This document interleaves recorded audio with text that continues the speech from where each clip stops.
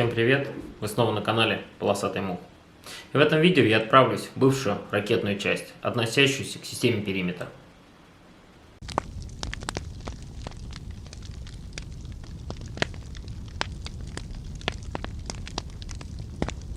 Итак, давайте разберемся, что же это за такая система Периметр или Dead Hand, английское ее название, мертвая рука. Придумана она была в годы Холодной войны между СССР и США и используется до сих пор. И задача состояла в следующем. В случае ядерного удара по территории СССР, СССР должна была нанести обязательно ответный удар. Даже в случае, если системы связи и персонал были уничтожены. То есть автоматический ответный огонь по территории противника. Вот такая фреска встречает вход в караульное отделение.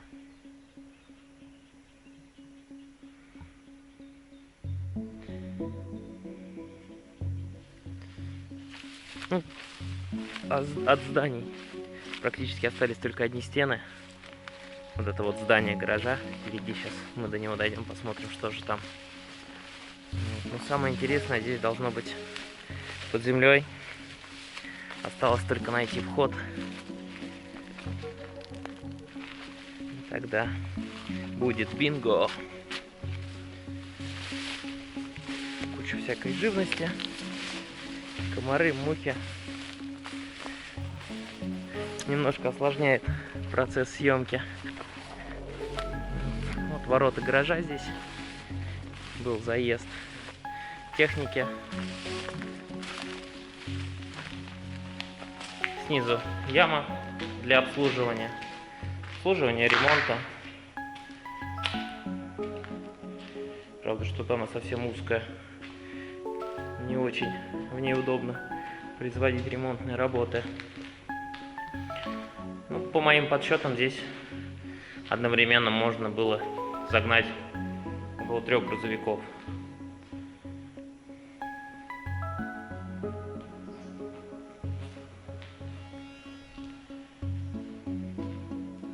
Попробую зайти в другую часть гаража. Самого бокса туда входа нету.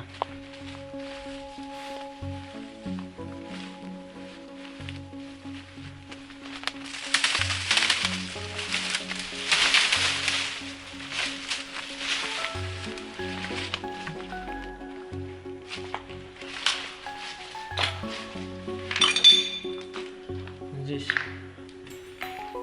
похоже, был склад, ну, возможно, с запчастями для обслуживания той же техники.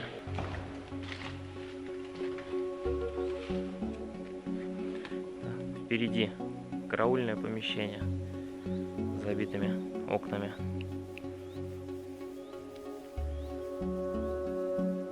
В него мы тоже заглянем.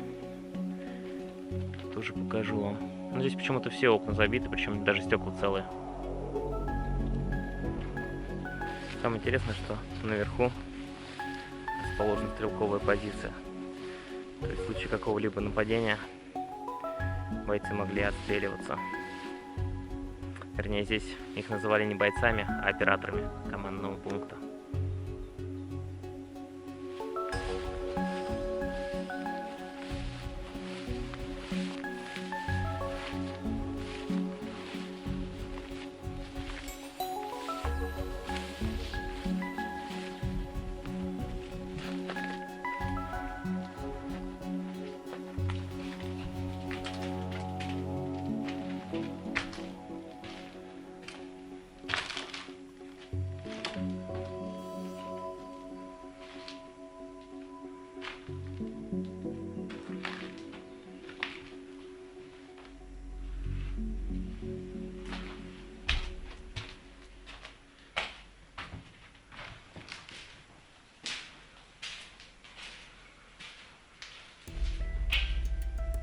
Такие интересные плитки на стене. Это, как вы, наверное, уже догадались, санузлы.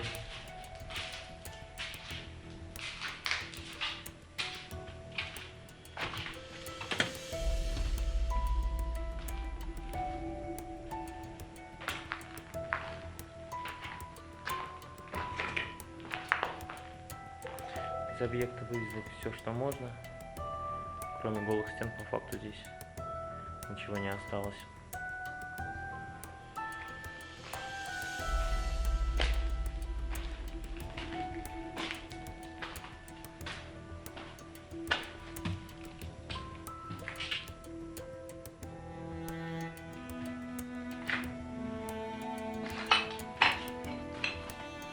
Помещение для приема пищи, только с другой стороны.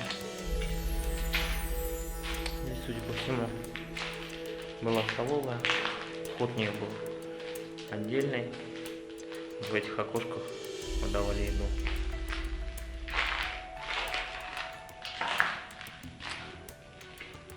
Здесь остатки какого-то стола.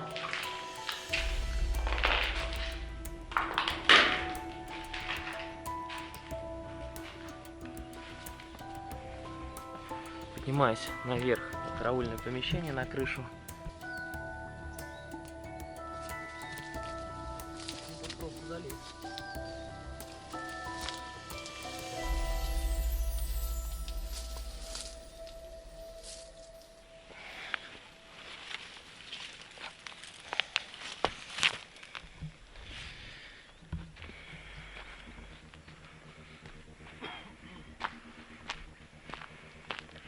Здесь уже вовсю буйствует природа.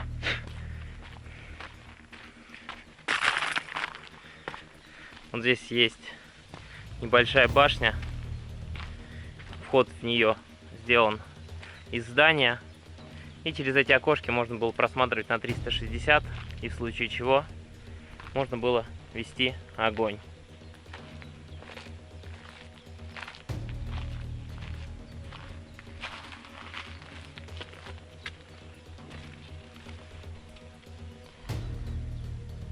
Лестницу уже ведущую сюда спилили, остались только лавочки.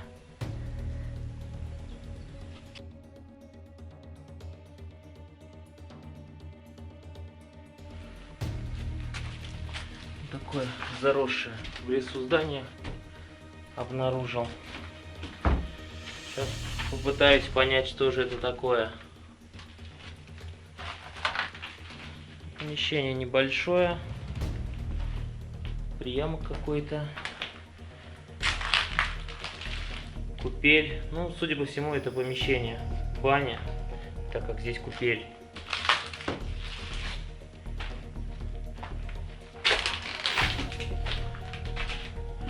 Газеты.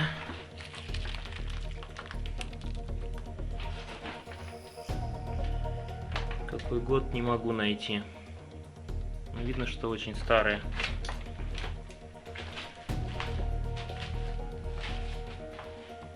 Здесь, судя по всему, унитаз стоял.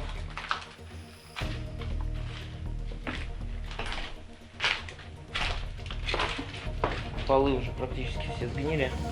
Перемещаться очень опасно.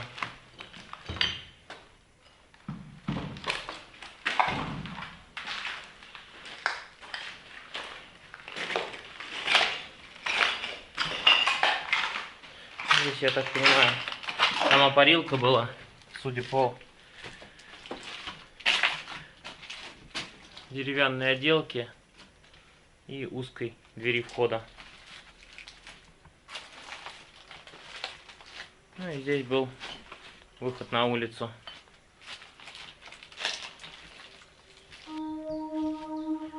Очередное здание на этом объекте. Кстати, объект этот использовался до 2006 года. Потом его покинули, сняв все оборудование. Вот такая вот патерна. Здесь помещение, где было установлено оборудование для системы периметр.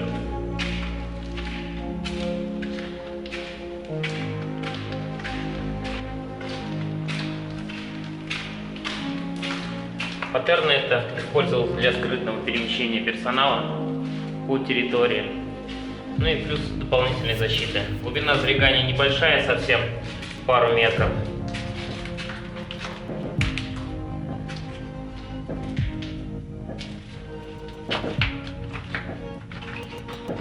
А вот здание выше. которого был спуск. Ну, здесь несколько входов, выходов в это помещение. Здесь когда-то было оборудование, как я уже сказал, для системы периметр. Здесь видите кабельные вводы.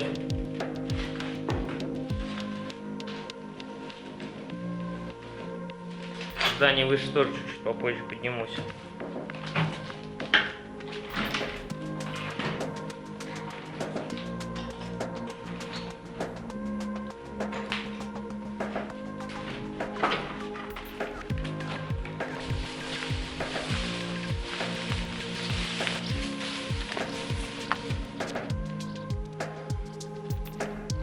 Так, входа через дверь в это здание не предусмотрено. То есть только снизу.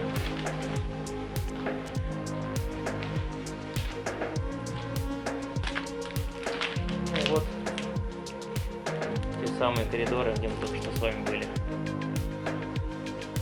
Здесь туалет располагался. Как видите, дверей для входа в это помещение снаружи нету.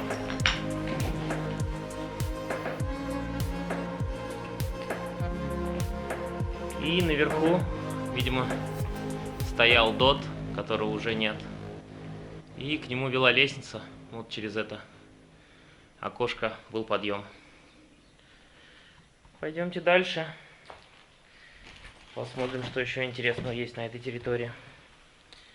Изначально пуск ядерных ракет выполнялся с поверхности Земли, с так называемых столов. Но это было неудобно, так как они были подвержены авиаударам, и скрытная установка их была невозможна. И поэтому начали устанавливать в шахты. А вот и оголовок шахты, где была установлена ракета УР-100Н. Глубина этой шахты порядка 40 метров. Вес оголовка, ну или вот этой крышки, 120 тонн. В случае, если был отказ оборудования и не получилось ее открыть, были установлены специальные пиропатроны, которые откидывали ее в сторону, и ракета выпускалась. Ну, как мы видим, металл уже весь подпилен. Ракеты, конечно же, внизу нету, да кто бы ее и оставил.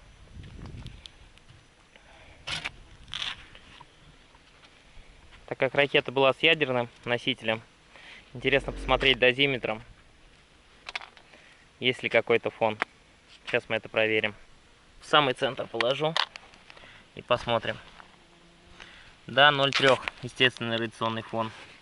Здесь 0,09, то есть минимальные показания, никаких превышений нету.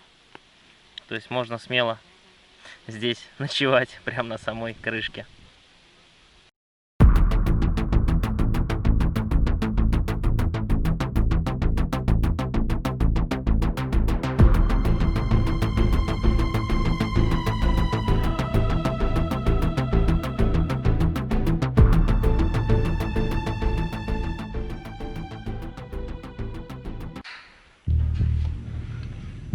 Вот та самая вишенка на торте, ради которой мы приехали на этот объект.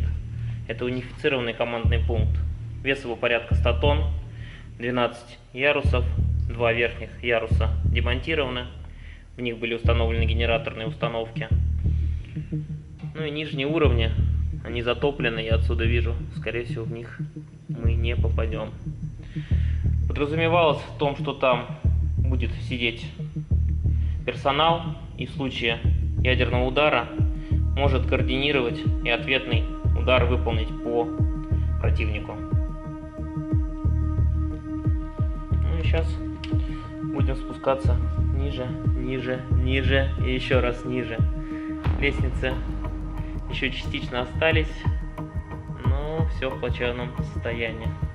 Не повторяйте, все трюки выполнены профессионалами. И снято это все на студии. Спустить. Наше любимое выражение «первый пошел». Первый пошел. Ну и как вы, наверное, все догадались, на этом объекте я не один, а в компании Дениса с канала Dance Talk. Ссылки на его канал будут, как обычно, под видео.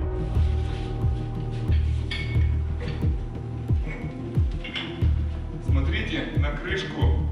Вес ее 120 тонн, вот этой крышки. Конечно, ее не поднять. Да.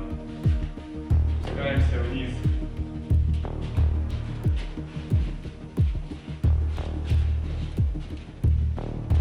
Это прям на изи. Да, нормально. Вообще.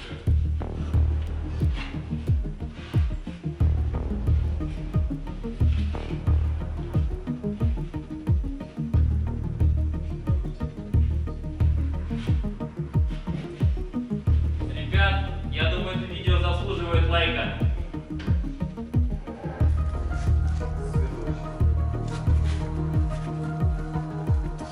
Здесь трубы, похоже, системы вентиляции шли.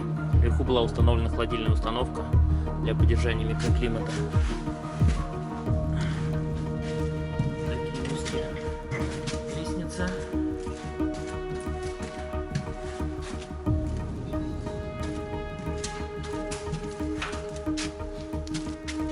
Денчик, уходи. Спустился один ярус ниже. Здесь множество кабелей раньше шло, крепежи под них. Видно оголовок командного пункта, но без двух верхних ярусов, в которых было установлено дизельное оборудование, ну, дизельный генератор. Так, здесь вот, судя по всему, был лифт, остатки от него. И вот там видно амортизатор. То есть сама эта капсула, она висит в воздухе на тросах и амортизаторах. Для того, чтобы не было никакой активности в случае ядерного взрыва, вы знаете, ударная волна и так далее, чтобы никаким образом она от этого не пострадала, она подвешена на амортизаторах и тросах. Вес этой капсулы порядка 100 тонн. Спустился я по вот этой лестнице. Здесь остатки троса, на котором висел этот модуль. И третий ярус. Смотрим, что внутри. Здесь остатки шкафа. Раньше здесь было установлено оборудование связи. Здесь была лестница на уровень ниже. Дверка, на удивление, еще целая, не спиленная и даже не заржавевшая. Лестница, которая вела на ярус ниже, валяется вон там. Придется спускаться по другой.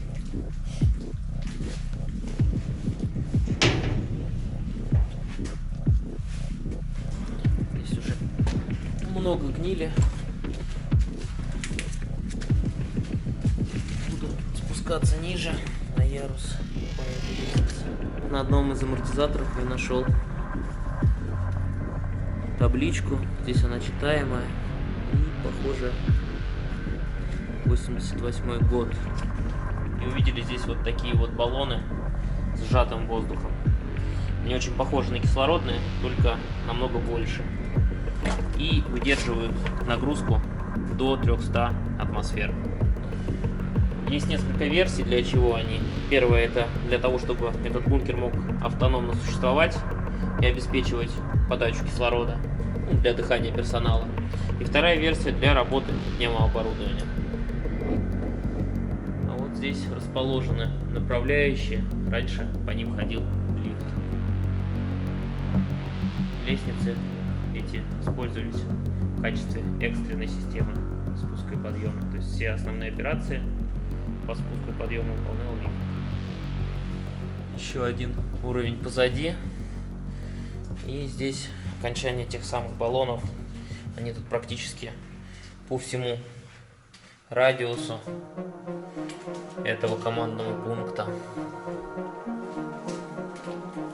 Но я все-таки предполагаю, что они для системы подачи воздуха для тех, кто нес службу на этом объекте, потому что их огромное количество, плюс это сжатый воздух, то есть его объем во много раз получается больше, если его не сжимать. Что, ниже уже некуда. По предположительным подсчетам либо 1, либо 2 уровня затоплено. Толщина стенки порядка 2 сантиметров, то есть 20 миллиметров. А вот те самые тросы, на которых она висит. Верхнюю часть их срезали, а внизу они целые. И здесь остатки шкафов. Когда-то в них было установлено оборудование. Сейчас только обрезки проводов. Поднялся я на 1 уровень выше. Он абсолютно пустой. И лестницы выше тоже нет. Остатки крепежа, на которых было установлено оборудование.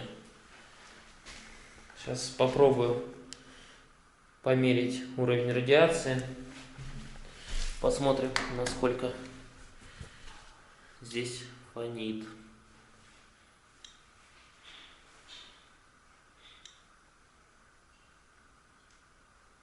0,1. Напомню, до 0,3 естественно радиационный фон. То есть можно свободно перемещаться, никакого превышения по радиоактивному фону здесь нет. В чем особенность этого объекта? В случае возникновения ядерного удара предполагалось, что персонал в размере 3 человек заходит в этот бункер, закрывает основной шлюз, который можно было открыть только снутри, и 45 суток автономно они могли здесь существовать. А после понижения радиоактивного фона они выбирались на поверхность через аварийные выходы.